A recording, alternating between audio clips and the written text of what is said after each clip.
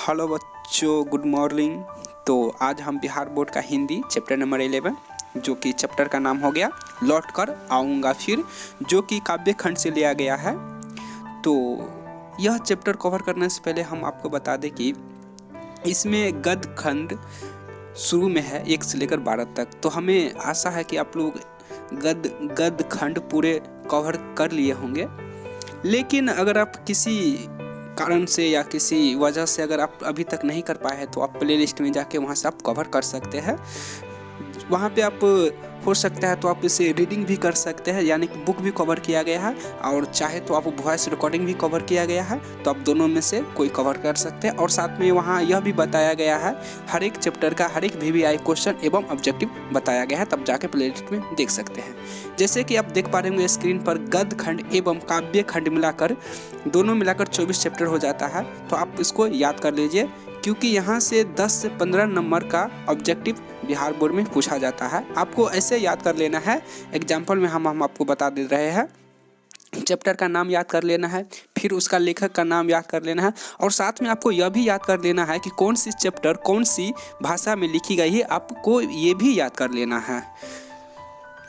तो जैसे कि आप लोग देख पा रहे होंगे कि लौट कर आऊँगा फिर का राइटर का नेम है जीवानानंद दास, जो इसके बारे में भी आपको पढ़ना बहुत ज़रूरी हो जाता है, क्योंकि यहाँ से भी 2 से 3 नंबर का ऑब्जेक्टिव पूछा जाता है। तो हम आपको अगर एक टोटल वे में बता दें कि आपको पूरा बुक से 30 से 35 नंबर का ऑब्जेक्टिव पूछा जाता है। तो 30 से नंबर बुक का ऑब्जेक्टिव पूछने के लिए आपको बुक रीडिंग करना ही पड़ेगा, और जो बच जाता है वो सब व्याकरण से पूछा जाता है, वो भी हम व्हाइट बोर्ड के माध्यम से आपको बता देते हैं।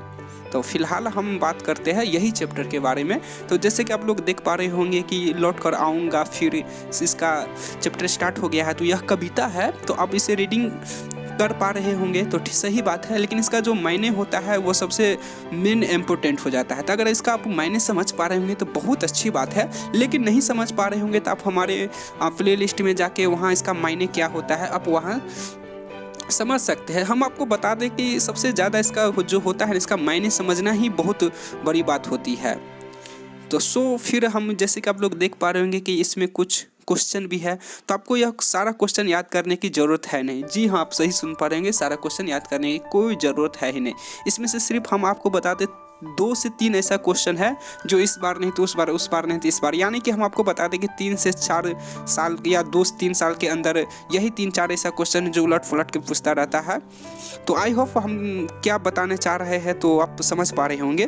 देखो, ऐसा नहीं है कि हम पूरा क्वेश्चन नहीं बताते हैं, हम व्हाइट बोर्ड के माध्यम से आपको 8वां प्रश्न है ना, हाँ 8वां प्रश्न का क्वेश्चन का आंसर हम बताते हैं, लेकिन जो VVI क्वेश्चन है उस पर हम थोड़ा ज़्यादा फोकस करते हैं। तो आई होप आप समझ पा रहे होंगे हम क्या कहना चाह रहे हैं।